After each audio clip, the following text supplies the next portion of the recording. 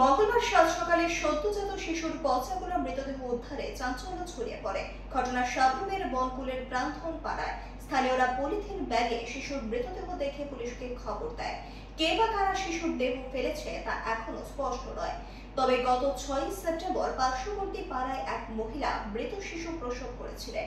এই ঘটনায় স্থানীয়দের মধ্যে গুঞ্জন তৈরি হয়। দুপুর দিকে একটু খবর পাই যে একটা সদ্যজাত শিশু মৃতদেহ পাওয়া গেছে কালবার নিচে। আমরা তো আয়া দেখি যে রাস্তার মধ্যে ফেলে রাখছে একটা ছোট্ট প্যাকেটে, প্লাস্টিক প্যাকেটের ভিতরের মধ্যে। তখন আমরা তদন্ত করবো, তদন্ত করে পরে বলা যাবে।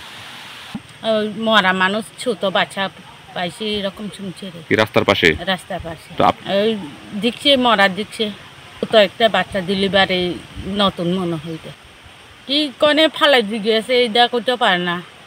গত 6/9/2024 1:10 ভোরবেলায় ডেলিভারি হয়েছিল একটা মৃত বাচ্চা। যাই হোক, ওরা নিয়ে গেছে, ও বাচ্চাকে নিয়ে গেছে। নেওয়ার পরে কি করেছে আমরা জানি না। ডেলিভারির সময় তো বাচ্চা মৃতই ছিল, আগের থেকে মৃত ছিল, স্টিল বর্ন হয়েছে।